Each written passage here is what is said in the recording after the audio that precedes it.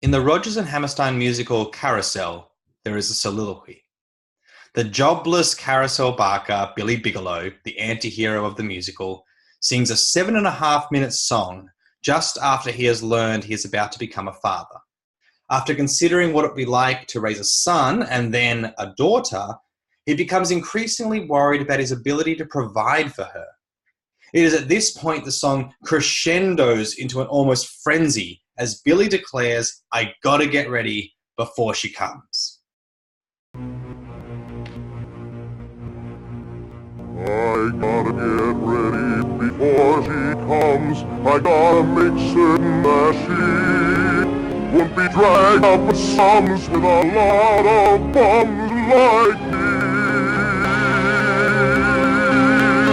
She's gonna be sheltered and fed and dressed in the best that money can buy. I never knew how to get money, but I'll try. I'll go out and make it, or seal it, or take it, or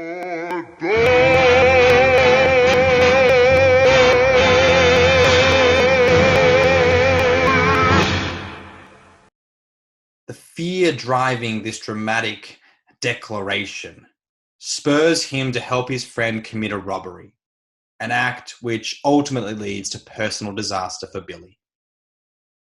The imminent arrival of a child may not drive us all to a life of crime, but it can certainly stir up deep fears and insecurities.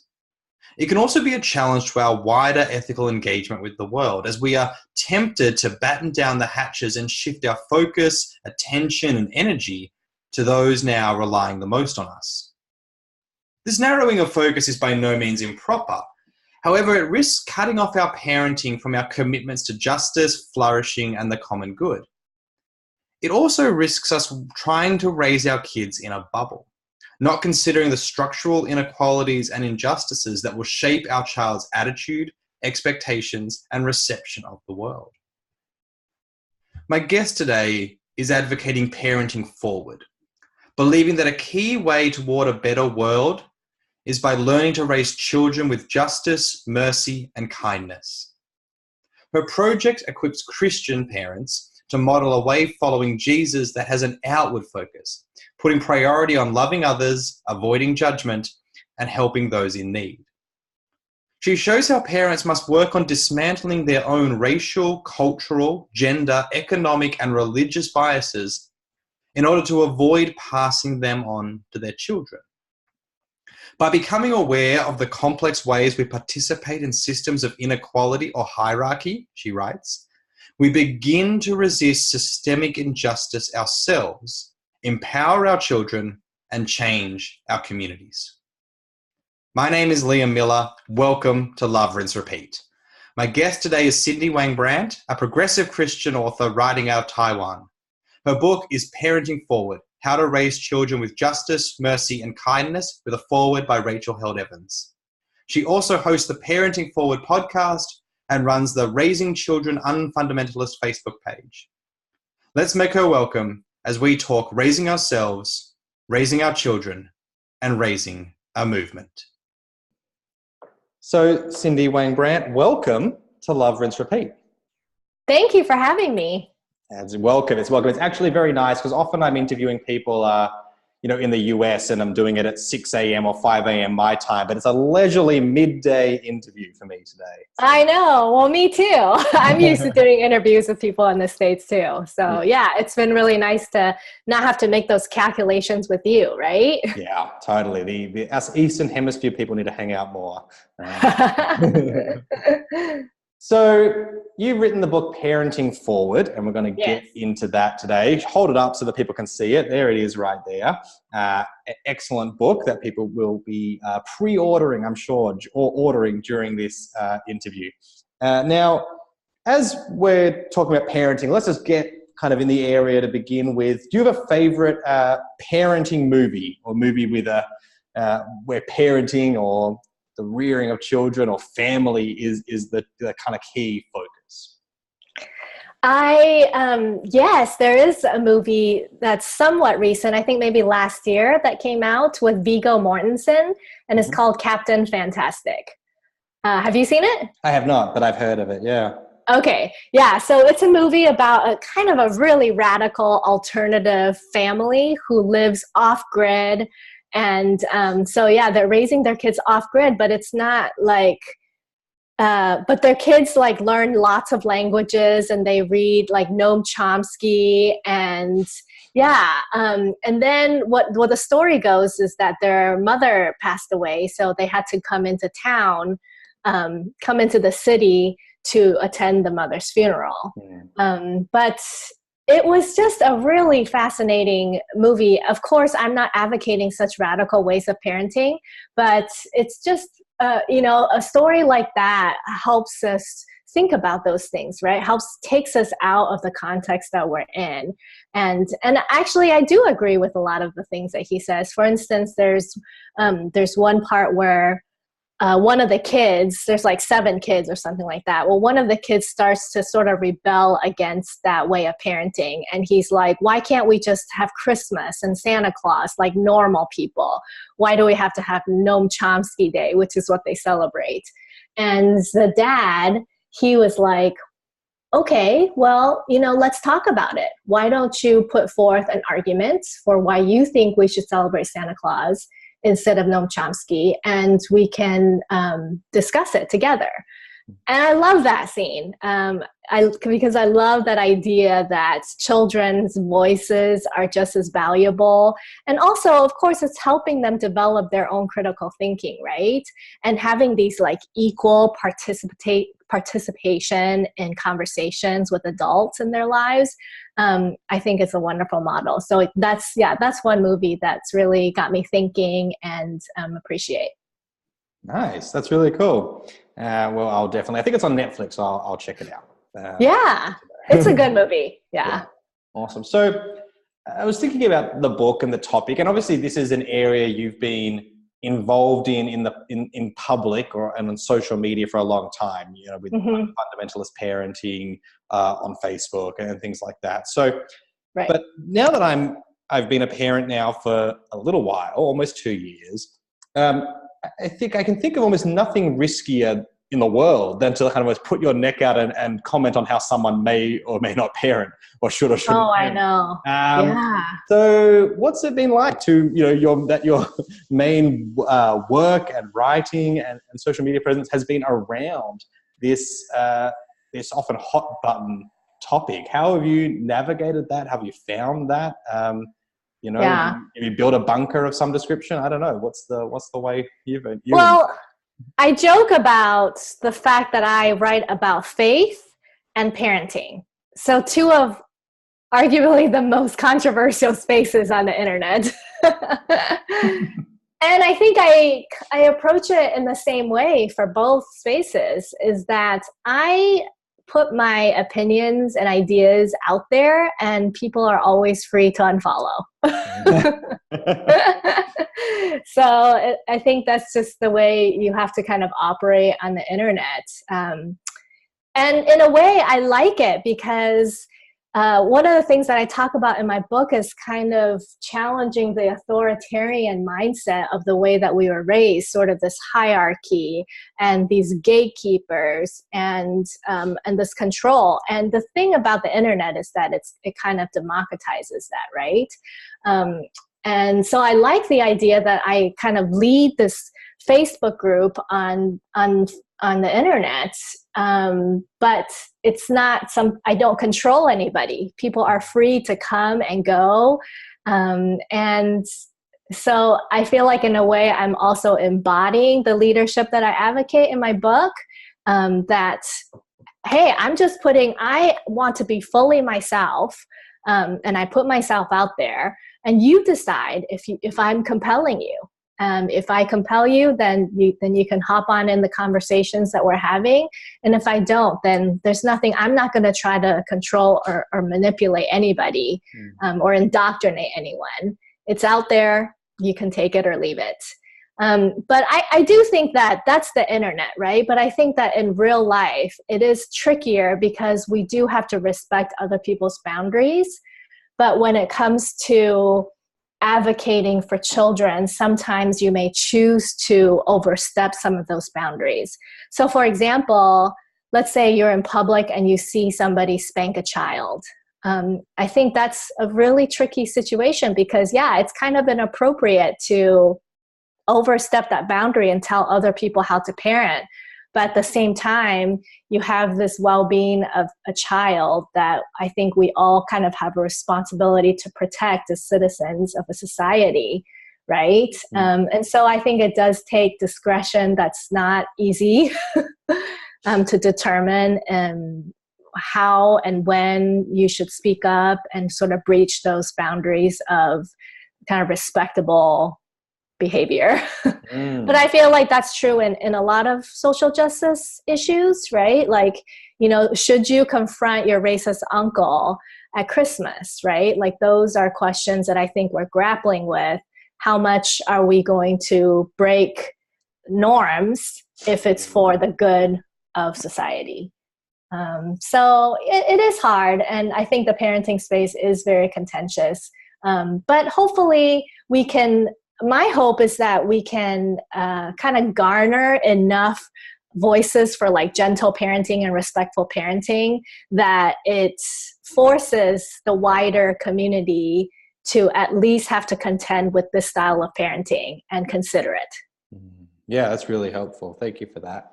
So as someone maybe picks up your book and opens it up and has a flick over to the table of contents, they might be surprised, you know, given they picked up a parenting book. You know, there's chapters on racial justice, gender equality, environmental justice. I mean, what's going on here, Cindy? I just want to know if 45 minutes of Peppa Pig in one sitting is too much. or, you know, exactly how do I get my child to go to sleep? You know, like that's, yeah. Isn't that what a parenting book is about? What pushed you to write, you know, a very you kind of parenting book, I guess?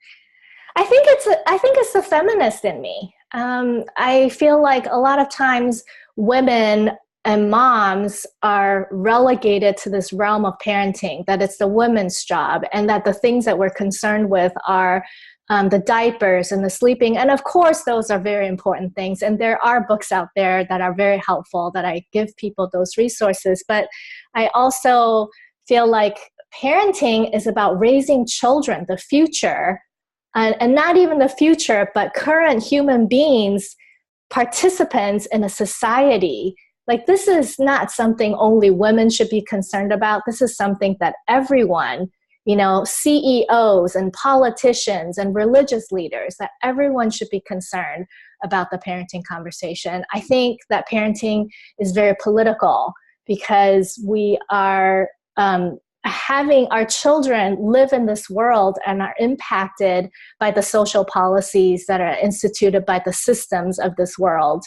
And so I don't know how you can talk about parenting without talking about these issues, because they affect our children, they affect their peers, and they affect the parents and the family, right? Like, how can you have a conversation about equality without involving parents who are the most affected by, you know, let's say maternity leave and welfare and all these issues? I mean, I don't address all of those things, but I think that the parenting conversation has to be expanded much more than it has been. So that's why I wanted to write a book that addresses some of those more serious issues that people think of it. But it's not any more serious or less serious. It's just life. It's just part of life. And we should talk about it. Yeah. How much were you compelled, I guess, by, you know, that I guess most books about parenting or family that come from a Christian perspective come from a particular side, which probably focuses much more on the private realm or raising children in that more maybe traditional mindset. And your idea that, well, no, our faith is bigger than that. Like, our faith is about public life, and our faith is about systems and structures, and it is about the whole of creation. And that, maybe that Christians, more on the left or whatever kind of term we want to use, kind of were like, oh, well, we won't write parenting books because that's what those other people do. And we kind of left this space that, as you say, is still so important because it's still where so much of the impact happens. That we kind of, for a long time, there probably weren't books on marriage or books on relationships or books on parenting coming out of that part of the Christian tradition. Were you kind of aware of that? Was that a motivating factor for you? Absolutely. Yeah, I think that the patriarchy is at work there because the people who participate in these conversations about the public life are not the mothers who are taking care of children and consumed with these tasks of parenting. And so that's why there's that compartmentalization. And I want to challenge that. I think that, women and mothers who are involved in these spaces also have really important things to say and should be engaging in that conversation. And then another thing is that I think everyone who cares about social justice and politics have to recruit parents as a key strategy in moving our world towards equality, because our children are the building blocks and they are the ones that are impacted by the kind of world that they're going to shape as they grow up and become contributing members of society. And so how can you not start right there in the beginning if you want to impact people for peace and for justice and for equality? You have to, they're the most influential people. The parents are the most influential people. They're day in and day out influencing the future citizens or current citizens. I hate, I don't like to say future because our children are already citizens of the world. But there are these major influencers in these key developmental stages of a child's life. And so, if you care about justice, if you care about peace, if you care about these things that the Christian left are so concerned with, then you should be engaging in the parenting conversation. Thank you for that. That's really clear and makes so much sense. And you write in the book's introduction that parenting is a way to start small. That in the face of the chaos and dysfunction and injustice of our world, which seems to gain ground every day, we can have a very big impact through the way we raise children and the way we encourage those in our life as they raise their children. Right.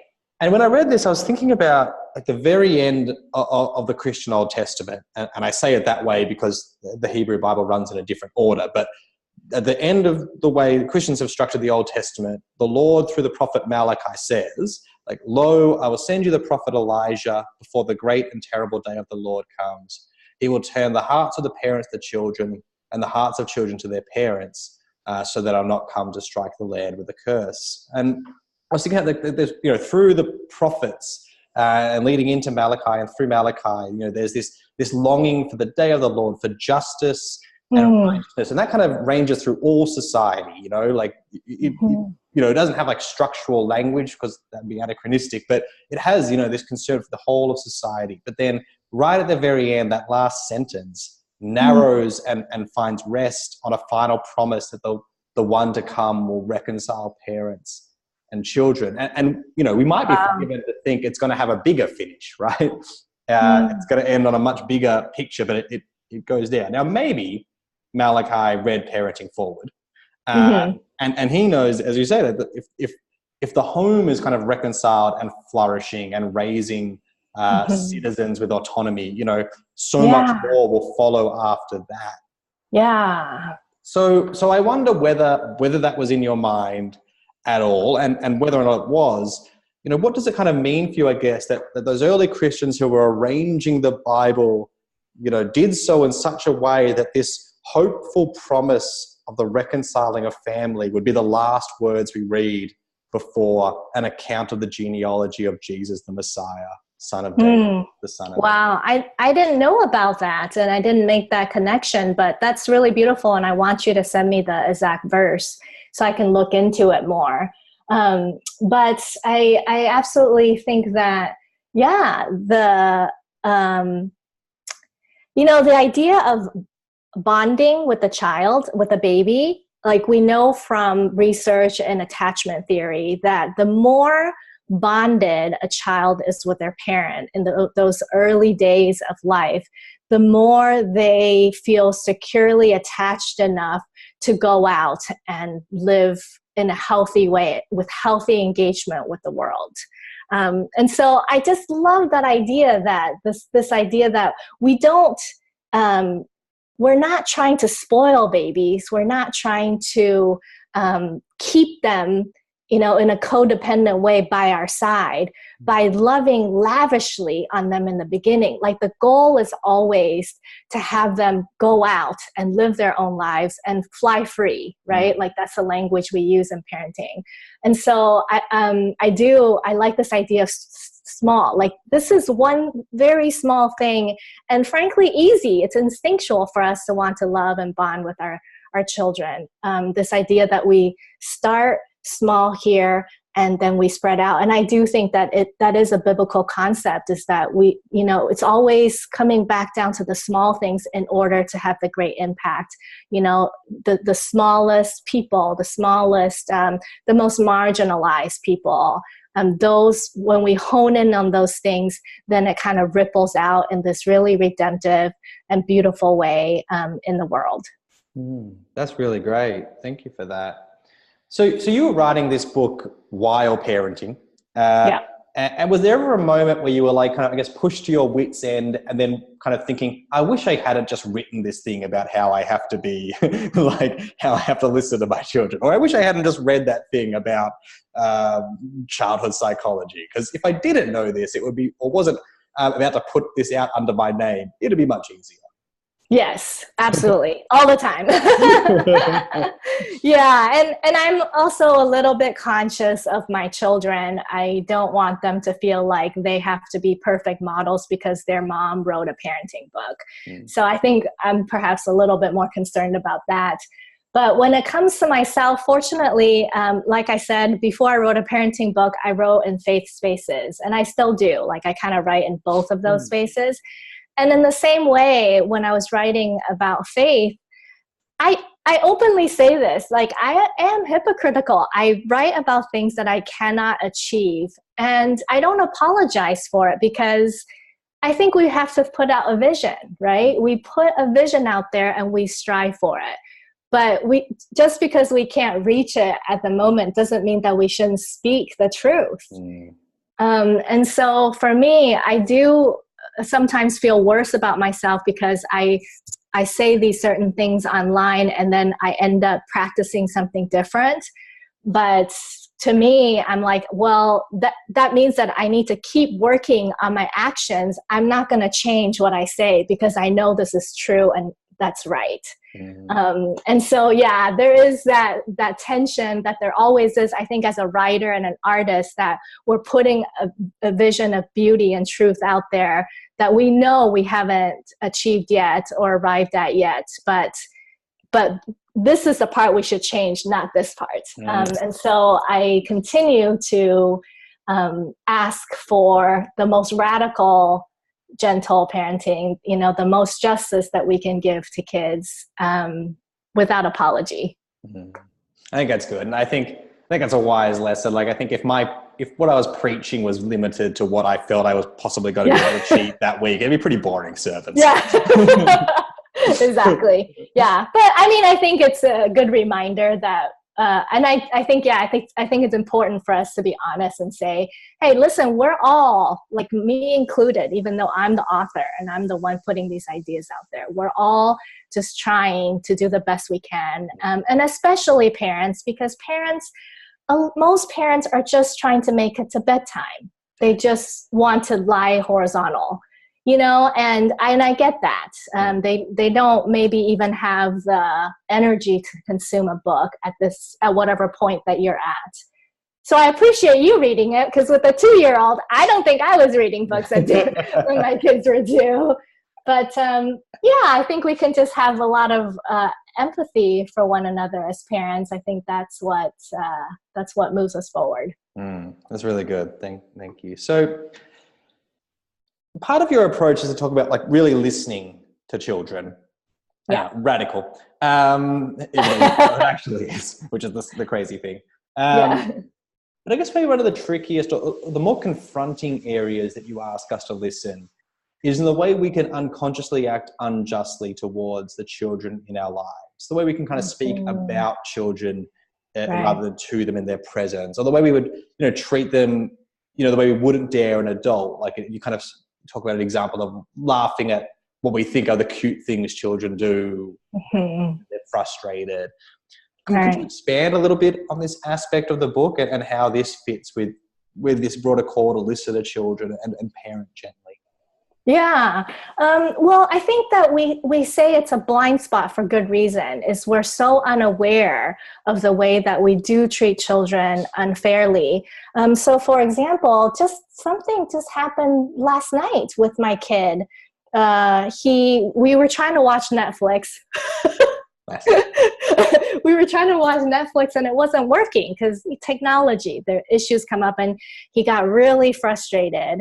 And then I got frustrated because he was frustrated. So we were exchanging anxiety, and I was about to say, you need to just calm down about this. It's not that big a deal. Because I'm so uncomfortable, I want to make my discomfort go away. But I'm like, how many times have I gotten frustrated with my technology? And why is it that I expect a child to behave better than me?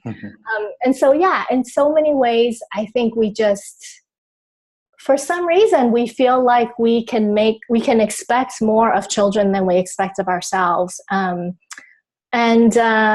I think, in similar ways, when we talk about racism and sexism, the people who live that marginalized identity are the ones that are best equipped to tell us what their lived experience is. And so same with children. If we want justice for children, we have to let the children tell us what it's like to be a child, because even though we've all been children before, we occupy a different social location as adults now. And so I really appreciate highly sensitive children, because they will throw tantrums. They will demand that you pay attention to what they're saying. They're usually very difficult children to deal with because of their high demands, but they are like, a microphone or an amplifier, I think, of voices of all children, because they're just willing to say it out loud. And I think it's important that we pay attention to what they're saying. That's really good. So part of what you're wrestling with, or I guess, recovering from, and this runs through the book, was like the Christian theology or the particular expression of Christianity that you were introduced to as a child. Right.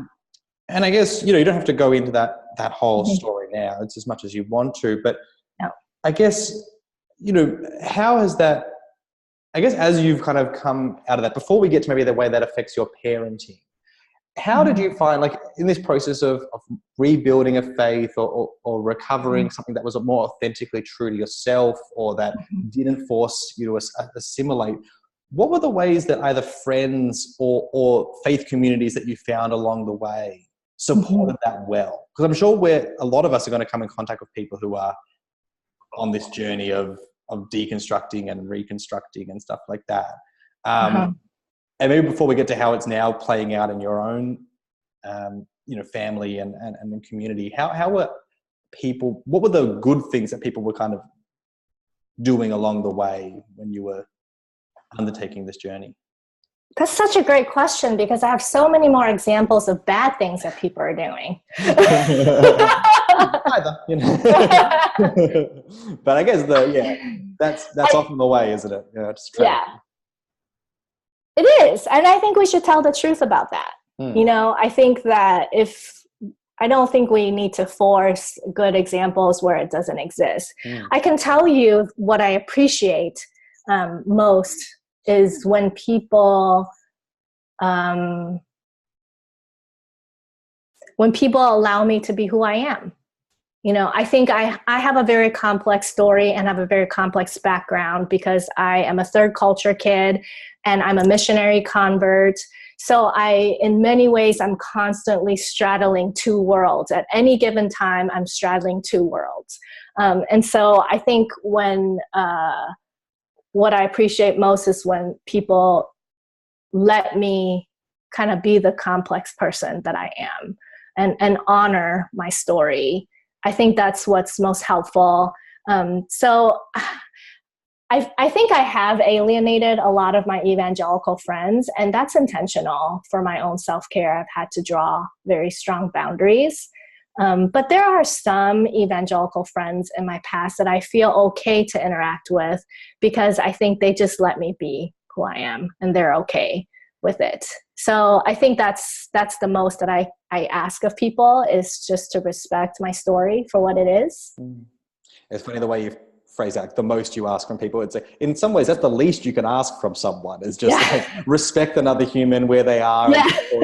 Like that's not a huge ask, although again, like the radical thing of listening to your kids, it is. But I think evangelicalism as an institution has a big problem of blurring boundaries. Yeah. And it's usually in the name of community. Like, in the name of community, you can tell people what to do. You can police other people's behavior. You can ask and expect things from people that you really shouldn't in normal society. but you can. In Christian community, all things are permissible. And so I think that so many of us are like massively gaslit into thinking that's normal when it's not. And that's why we're like, it should be such a normal thing to listen to children, and it should be a normal thing to respect someone else's boundaries. But it's just not, because we've all collectively been gaslit into thinking that that's normal. That dysfunction is normal. Yeah, there might be some people listening who've not heard that expression before, gaslit. Sorry. No, that's absolutely fine. I'm just thinking, what are you meaning there? Just let's do a little educational corner with Cindy Brandt right now. Well, gaslighting is a term that is, I mean, I need to pull up the Wikipedia for the exact term, but it just means that you slowly manipulate someone into believing like an alternative reality.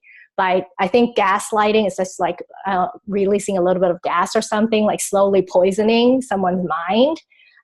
I don't know, maybe I got that metaphor wrong. But to me, it just means mind manipulation. You manipulate someone into believing something is right or wrong when the alternative is true. And it's such it's such a big problem now with, fake news and our online internet bubbles. Like, my husband is watching this documentary on flat earthers. Oh, right. Okay. So I'm just, it's just kind of mind blowing how these people, they really believe what they're saying is true. And they believe that the earth is flat. And I'm like, wow. It's just such a... I actually don't exist to those people because Australia is a myth. That was... Is that what they say, the flat earth? I think that definitely at least a pocket of it thinks that, Australia is no one actually lives here. It's like a fake moon landing kind of situation. No. Oh my goodness. Yeah, they're real. Fair dinkum. So there's that past of your faith story that sits there, but there's also, as you say, you're still writing in faith circles, and it's still informing the book and your parenting and your engagement with the world. So there's still aspects of this Christian story of the confession of the gospel that resonates with you, that gives significance and value, and that you cling to because it brings life. So I can imagine then that, like all of us, those things that bring us life, we want to pass down. We want to pass on, give to others. Like there are some, even just on a level, there are some great works of art that I can't wait to show my daughter, because I think they, uplift the human soul and capture something of our world and human condition so well. So even and let alone then the faith level of there are parts of the way the Christian story, talks about the world and speaks hope into the world that I, feel are a good thing to pass on to people. But, as we've talked about, children need their autonomy. We need to be listening. We need to give space. And we all, there are times that we call out, no, you're, indoctrination or things like that. So, like, how have you found walking that line? How do you encourage others as they journey to that line? Because, an often question I'm asked, in ministry kind of thing is around if the kids don't want to go to church question, and how do you navigate that space? So I'm a bit curious what your thoughts on this. Well, what I usually tell people is that if you're asking that question, you're probably not gaslighting your children because you're aware, right? And you're aware and you're conscious, and you are constantly wanting your children to have their own autonomy to decide for themselves.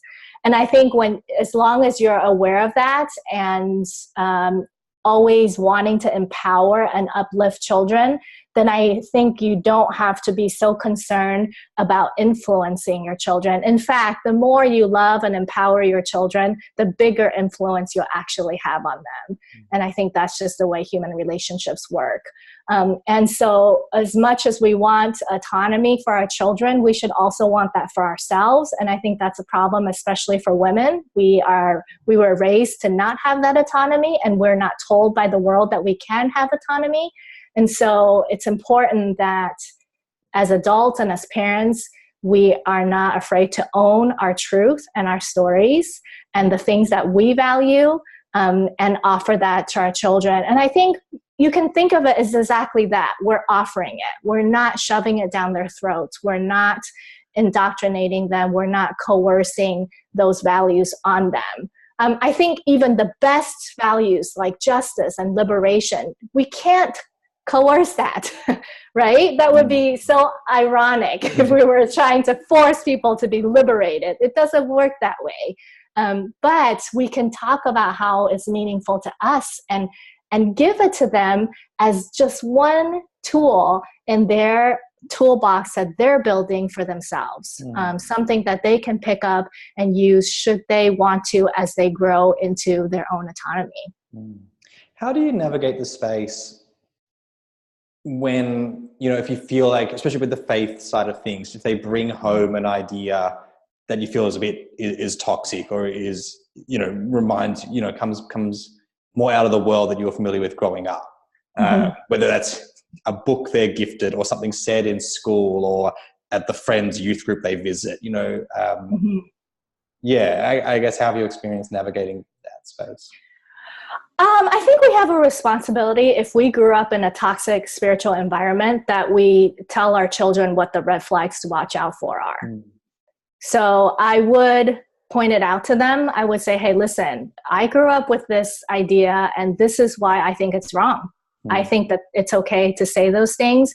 What I would warn against is to kind of dump your visceral spiritual baggage on your kids, because I think that's just distressing for them. And I think it might make it difficult for them to navigate their own faith journey if they're constantly having to manage our triggers. Because the thing that I say is that our children don't have the same spiritual baggage that we do. They just don't, especially if they're in your family, somebody who has gone through those triggers, who are not going to raise them in, the same toxic ways. They are already having a healthier spiritual experience. And so they don't have the same baggage as us. And so we can't treat them like the way that we might be triggered by something is not the same way that they're going to be triggered, if they are to be triggered at all. And also us and our adults and children are at different faith development, right?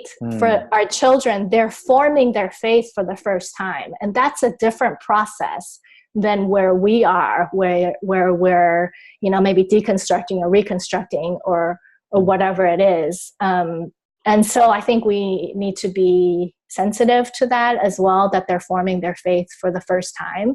I think it's kind of, it might be individual to the context of what's going on. But yeah, I would say don't be afraid to tell them the red flags. In fact, I think we should. We have to warn our kids so that they're not vulnerable to a cult, right? Yeah, like teach them the red flags, because cults are, they know how to manipulate. They know how to get you to be trapped in it. And so you should teach your kids to guard against those things, just like you would do that for any relationship, right? Like you teach them how to spot abuse and in any relationship. And so I would do that, but then also be wary of making them manage your spiritual triggers. And you can do that by processing your own spiritual trauma with other adults, with a therapist or a spiritual director, and not your children, because they should not be responsible for your trauma.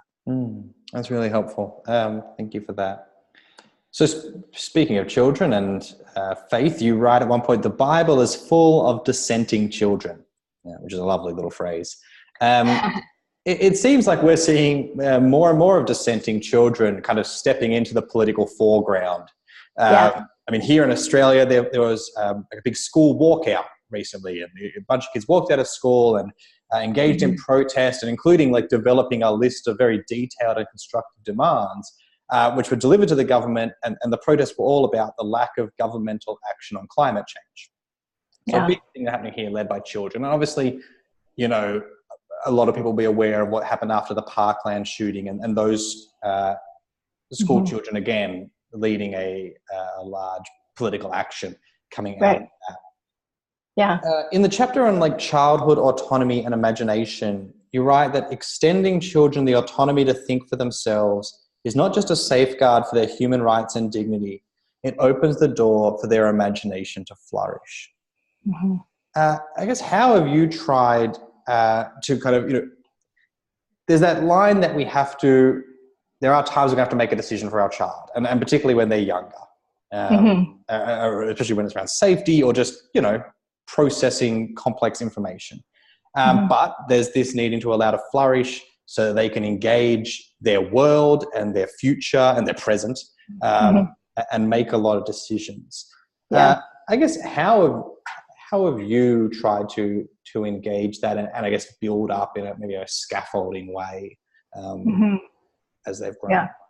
Well, can I comment on on your stories about these children who are leading political action? I think that a lot of times we think that people don't need to engage in politics. A lot of people will say that they're like, oh, I don't do politics. It's divisive. You know, we don't talk about religion and politics in polite company. But the reason often is that these people are privileged enough to not be impacted by the policies that are taking place.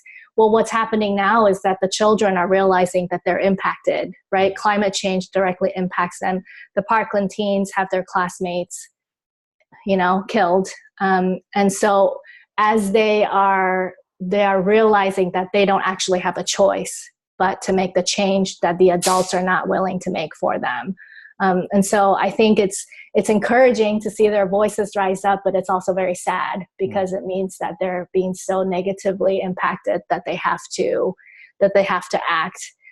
So yeah, I just wanted to make a comment about that. And when it comes to parenting our children with autonomy and allowing them, I think it's just all about helping them develop into their individuality. I think that's something. I think because gentle parenting and authoritarian as authoritative instead of authoritarian parenting is so new to human civilization that we have yet to see the potential if we were to let our kids have autonomy a lot earlier than we have, you know, and so I think it's an exciting time when we could see what might happen. I think we have yet to see the impact of raising children in this different way. There's one quote that I have posted on my page that says, children don't learn to make decisions by following directions. They learn to make decisions by making decisions. And so I think as much as possible, we have to let our children make decisions for themselves, especially, right? And I know it's inconvenient because it's much easier to sometimes to just say, okay, I'm going to make the decision for everybody. But that's why I say as much as possible, because every time you give your child the opportunity to make a decision, they are honing their own intuition. They're processing what is it that they like. They're learning their own desires and discovering their own personality. And so it's like a mini lesson every time. It's something so little. Which pair of shoes do you want to wear today? What food do you want to eat? What would you like to do next? Every little thing is a class on being who they are. And then they'll take it from there. You give them the tools to be themselves, and they will live fully into themselves. And I think that's what we get to see, and that's so exciting. Yeah, that's really great. I think that's wonderful. And I was reflecting on, we see these kids stepping up into the public realm in the political space, and it kind of shocks a lot of people. Well, people often put that argument out that, they must have been told what to believe by their parents, which I think grossly does misjustice to how much kids are aware of the world and their own opinions on it. And so we see kids taking leadership in these huge ways, and as you say, right down to when they're much younger, able to make choices on matters that concern them, whether it's just what color shirt they want to wear that day. So what does this mean for the church and the way we do church governance, the way we structure our services, the way we engage children, either through keeping them in or sending them out, or what roles we allow them or not allow them to play, or questions on baptism and communion? I mean, this is a way too big a question, but I'll just, dump out all those things onto the table in front of us and ask if you want to approach any of them in some way. Yeah, well, I think when we talk about diversity in the church, the question to ask is not, okay, let's just say we're talking about racial diversity. What we don't want to look at is how many different color faces are in the pews. We want to know who is in the back room making the decisions. Yeah. Right? Because you can have a multi-ethnic church, but an all-white board and an all-white leadership. And so I think that's always, if we want justice and not just superficial, diversity, we have to ask who is making the decisions, who is shaping the policies of the church. And so when it comes to children, I mean, obviously, yes, children, and they're not going to be interested in sitting in board meetings, but we should rethink board meetings. Isn't necessary to have 1.5-hour board meetings. Maybe the children understand better how to get things done. I'm on the children's side here, actually. Yeah, right. But so then I think the question we need to ask is how much of a voice children themselves have in deciding how the children's ministry is run. Something that directly impacts them should include their voices. Now, obviously, they're going to need guidance, but I think that's the question we have to ask. Yeah, and explore. And it's, the comment of they're going to need guidance, that's not a limit of the children. Like I've been brought into churches plenty of times to lead conversations around mission and engagement with their community. And I'm brought in because the adults in the room feel they need guidance, right. To talk about, it's a complex topic, and they don't have the time to, be reading or visiting all the different things that are happening. So and I think it's so empowering to let our children understand how the world works that impacts them. Instead of, because sometimes I think we just expect things happen. And I do this to my kids all the time for my own benefit. I was like, you need to understand how this food gets to your table.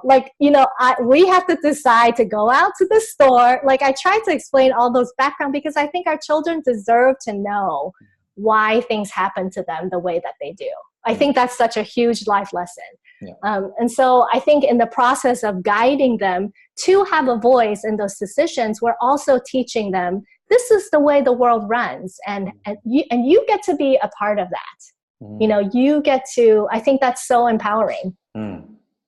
So we're coming to a close. So one kind of final question. The second part of the book gets into a bit of that, how the world works and children's place in it, racial justice, gender equality, climate change. These kind of questions of, what's going on in the world, the structures that shape the underlying assumptions that shape the society that children are growing up in.